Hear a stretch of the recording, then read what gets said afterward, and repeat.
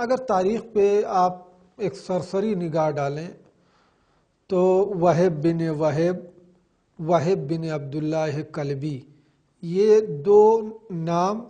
کی مشابہت جناب عبداللہ بن عمیر سے بہت پائی جاتی ہے۔ بن عمیر کو جب پتہ چلا اور انہوں نے پوچھا کہ یہ بتاؤ کہ آخر کیا کوئی جنگ درپیش ہے کہ جو تم لوگ یہاں جمع ہوئے ہو، تو ان لوگوں نے یہ کہا کہ ہمیں جانا ہے جنگ کرنے کے لیے، اور جو پورا واقعہ اور پورا ماجرا بتایا۔ ایک مرتبہ جناب عبداللہ نے وہ جملہ کہا کہ مجھے شوق تھا میں کفار و مشرکین سے جہاد کرتا، اور اب وہ شوق اور میری آرزو اور میری تمنا پوری ہونے کے نزدیک ہے، اس لیے کہ ان سے جنگ کرنا، ان سے لڑنا در واقع کفار و مشرکین کے لڑنے سے زیادہ ہی ثواب ہے۔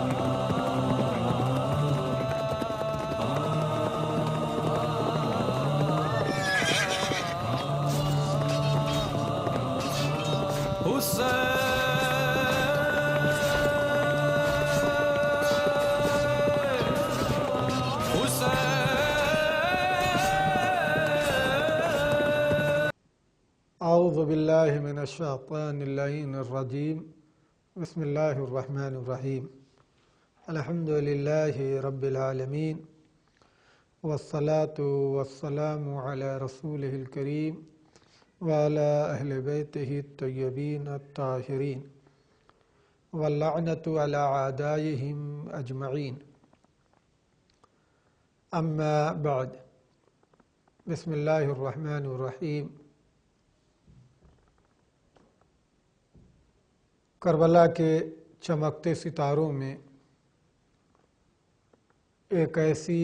ذات کا ذکر کیا جائے جس کا تعلق قبیلہ علیم سے ہے، اور اس بابرکت ذات کا نام عبداللہ بن عمیر ہے کہ جن کا تعلق قبیلہ بنی علیم سے ہے۔ اگر تاریخ پہ آپ ایک سرسری نگاہ ڈالیں تو وہب بن عبداللہ کلبی، یہ دو نام کی مشابہت جناب عبداللہ بن عمیر سے بہت پائی جاتی ہے۔ اگر تاریخ کی متن پر آپ اگر نظر رکھیں تو ان تینوں میں مشابہت اور مشارکت، جو میں نے تین نام آپ کے سامنے ذکر کیے ہیں، وہب یا وہب بن عبداللہ یا عبداللہ بن عمر، ان تینوں میں تاریخ میں مشابہت اور مشارکت بہت پائی جاتی ہے۔ اچھا، اسی بنا پر بعض محققین نے ان سب کو ایک شخص کے نام سے جانا ہے کہ یہ تین الگ الگ جو نام ہیں وہ در واقع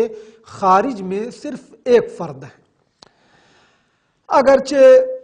اگر واقعاً دقت کی جائے، جیسا کہ بزرگ علماء نے تحقیق کی ہے اور اس بات کو لکھا ہے کہ نہیں، یہ در حقیقت دو الگ الگ شخصیت ہیں۔ حتیٰ بعض منابع میں آیا ہے کہ عبداللہ بن عمیر امام حسین علیہ السلام کے ان اصحاب اور انصار میں سے ہیں کہ جنہیں انسان فراموش نہیں کر سکتا ہے۔ یہ الگ الگ شخصیتیں ہیں، ایسا نہیں ہے کہ عبداللہ بن عمیر اور وہب بن عبداللہ کلبی یہ دونوں ایک شخصیت ہوں۔ اچھا، اب اگر آئیے، ابو مخنف نے اپنی کتاب میں، جو ایک قدیمی کتاب ہے، قدیمی منابع میں جس کا شمار کیا جاتا ہے، جس وقت سپاہ کوفہ امام حسین علیہ السلام سے جنگ کے لیے آمادہ ہو رہی تھی اور نخیلہ میں یہ سب جمع ہوئے تھے، تو جناب عبداللہ بن عمیر کو جب پتہ چلا اور انہوں نے پوچھا کہ یہ بتاؤ کہ آخر کیا کوئی جنگ درپیش ہے کہ جو تم لوگ یہاں جمع ہوئے ہو، تو ان لوگوں نے یہ کہا کہ ہمیں جانا ہے جنگ کرنے کے لیے، اور جو پورا واقعہ اور پورا ماجرا بتایا، ایک مرتبہ جناب عبداللہ نے وہ جملہ کہا کہ مجھے شوق تھا میں کفار و مشرکین سے جہاد کرتا، اور اب وہ شوق اور میری آرزو اور میری تمنا پوری ہونے کے نزدیک ہے، اس لیے کہ ان سے جنگ کرنا، ان سے لڑنا در واقع کفار و مشرکین کے لڑنے سے زیادہ ہی ثواب ہے۔ اور آئے، اور آنے کے بعد اپنی زوجہ سے اس بات کو پیش کیا۔ وہب نے کہا کہ جو آپ نے سوچا ہے اور یہ امر نیک ہے، اس میں سبقت کیجئے، اس میں جلدی کیجئے۔ بس تاریخ میں ملتا ہے کہ بس اسی شب یہ مرد مجاہد، یہ اہل بیت اطہار علیہ الصلوۃ والسلام کا چاہنے والا، اسی شب اپنے اہل کے ساتھ، اہلیہ کے ساتھ، اپنی بیوی کے ساتھ، شریک حیات کے ساتھ آپ کوفے سے نکل پڑے۔ اچھا، اب جب آپ کوفے سے نکل پڑے تو پہنچے سرزمین کربلا پر امام حسین علیہ الصلوۃ والسلام کے ساتھ۔ دیکھیے، انصار حسینی وہ ہیں کہ جنہوں نے سب سے پہلے اپنی جان کا نذرانہ امام حسین علیہ الصلوۃ والسلام کے سامنے پیش کیا ہے، اس لیے کہ انصار یہی کہہ رہے تھے کہ پھر ہمارے رہنے کا فائدہ ہی کیا ہے کہ اگر ہمارے رہتے ہوئے کسی بنی ہاشم یا کسی خاندان اہل بیت کے کسی فرد پر کوئی آنچ آ جائے۔ اب جب روز عاشور، عمر سعد اللعین، وہ پورا مقتل نے لکھا ہے کہ جب اس نے ایک تیر پھینکا اور ایک تیر نہیں بلکہ تیروں کی بارش ہونے لگی، اور اس کے بعد جب یہ سلسلہ ختم ہوا تو اب ادھر سے دو غلام آئے ہیں۔ ایک غلام ہے عبید اللہ بن زیاد کا، جس کا نام تاریخ نے سالم لکھا ہے، اور ایک غلام ہے زیاد بن ابی سفیان کا کہ جس کا نام یسار لکھا گیا ہے۔ اب یہ جب میدان میں آئے اور انہوں نے کہا کہ کون ہے جو ہم سے جو ہے وہ جنگ کرنے کے لیے آئے، ہم سے لڑنے کے لیے آئے، فوراً جناب بریر اور جناب حبیب نکلنا چاہ رہے تھے۔ امام حسین علیہ الصلوۃ والسلام نے اپنے ان دونوں ساتھیوں کو روکا اور کہا نہیں، تم لوگ اس کے مقابلے میں مت جاؤ۔ عبداللہ بن عمیر نے امام سے اجازت لی اور میدان میں پہنچے۔ جیسے ہی عبداللہ بن عمیر میدان میں پہنچے، یہ دو غلام ہیں، اور یہ دونوں غلام ان منحوس شخصیتوں کے ہیں، اور اس کے بعد ان دونوں غلاموں کا کہنا یہ ہے کہ پہلے تم بتاؤ تمہارا حسب و نسب کیا ہے، اس لیے کہ ہمارے مقابلے میں حبیب آئیں یا بریر آئیں۔ تو ایک مرتبہ جناب عبداللہ بن عمیر نے کہا کہ وہ تم سے کہیں اعلیٰ و ارفع ہیں، بہتر ہیں، برتر ہیں، وہ تمہارے مقابلے میں نہیں آئیں گے، اور تمہیں اس سے کیا مطلب، تم میدان کارزار میں آئے ہو، لڑنے آئے ہو، حسب و نسب سے کیا مطلب ہے۔ بس یہ کہہ کے جناب عبداللہ نے وار کیا اور یسار اس غلام کو واصل جہنم کیا۔ ادھر ایک اور جو غلام چونکہ دو ساتھ آئے ہوئے تھے، وہ اس نے پیچھے سے حملہ کیا۔ جناب عبداللہ بن عمر متوجہ نہ تھے کہ یہ بھی سامنے آیا ہے اور اس نے بھی حل من مبارز کا مطالبہ کیا ہے۔ جناب عبداللہ نے اپنے ہاتھ سے اس کے وار کو روکا، جس کی وجہ سے آپ کے ہاتھ کی انگلیاں کٹ گئیں۔ اس کے بعد آپ دیکھیے کہ یہ وہ ناصر امام ہے، ان کا شمار ان انصار میں ہوتا ہے جو ساتھ میں اپنی زوجہ کو بھی لے کے آئے تھے، کہ جو وہب ہیں۔ جب یہ جنگ اور کر رہے ہیں تو وہب کا آپ جذبہ دیکھیے، خاتون کا، یہ خود عمود خیمہ لے کے اور اپنے شوہر کا ساتھ جہاد کرنے کے لیے جانا چاہتی ہے۔ اور تاریخ نے لکھا، مقتل نے لکھا ہے کہ جناب عبداللہ کا لباس یہ خاتون پکڑے ہوئے یہ اصرار کر رہی تھی کہ میں بھی چاہتی ہوں کہ اپنے آقا پر قربان ہو جاؤں۔ مرتبہ جیسے ہی امام حسین علیہ الصلوۃ والسلام کی نظر پڑی، امام نے مومنہ سے کہا کہ تم خیمے میں پلٹ آؤ، وَضَعَ الْجِهَادُ عَنْكِ، تم سے جہاد کو جو ہے وہ اسلام نے اٹھا لیا ہے، عورتوں پر جو ہے جہاد واجب نہیں ہے۔ آپ دیکھیے یہاں واقعی کتنا عظیم درس ہے، ہماری خواتین کو، ہماری ماؤں اور بہنوں کو درس لینا چاہیے۔ جب تک یہ مومنہ ام وہب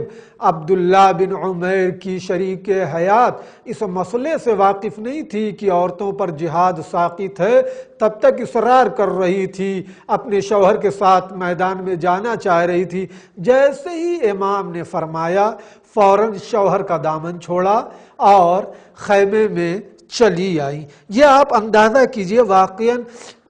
یہ عورتیں جو سرزمین کربلا پہ یہ خواتین جو تھی، یہ بھی آج ہماری عورتوں کے لیے واقعاً نمونے عمل ہے۔ ہمیں چاہیے کہ ان سے درس لیں۔ یہ جناب عبداللہ جب اجازت ملی اور اجازت ملنے کے بعد آپ آئے، میدان کارزار میں پہنچے اور ایک جہاد، ایک گھمسان کی جو ہے وہ جنگ جو ہے اس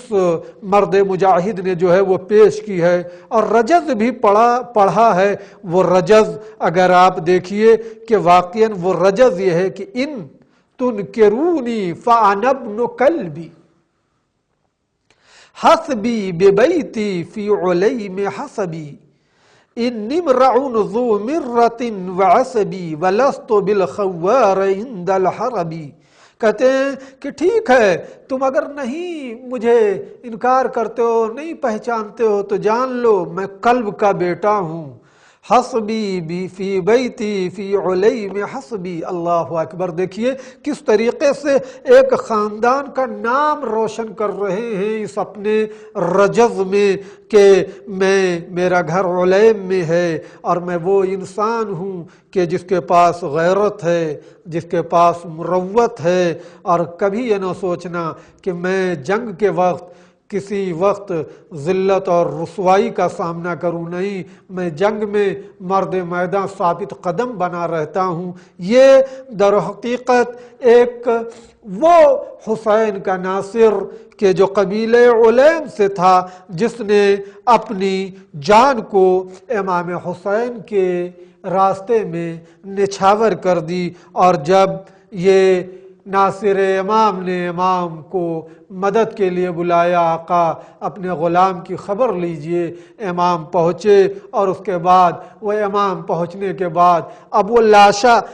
بعض مقاتل میں ملتا ہے کہ یہ مومنہ اپنے شوہر کے لاشے کے پاس پہنچ گئی اور اپنے شوہر کے لاشے سے ان کے چہرے اور ان کے جسم سے خون کو اور گرد کو صاف کر رہی تھی کہ ایک مرتبہ شمر العین نے اپنے غلام رستم کو حکم دے دیا کہ جاؤ اور اسے بھی اس سے ملحق کر دو، اور وہاں پر اس ظالم شخص کے غلام نے اس مومنہ کو شہید کر دیا۔ یہ دو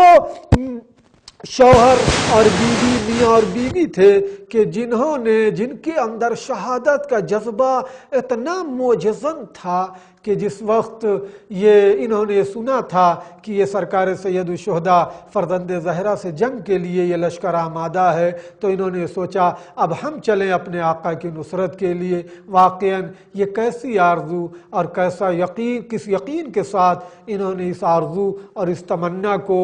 کیا تھا، اور ان کی تمنا سرزمین کربلا پہ اس طریقے سے پوری ہوئی کہ شوہر بھی جاں بحق ہوا اور یہ مومنہ بھی شہیدہ ہوئی۔ وآخر الدعوان ان الحمد للہ رب العالمین۔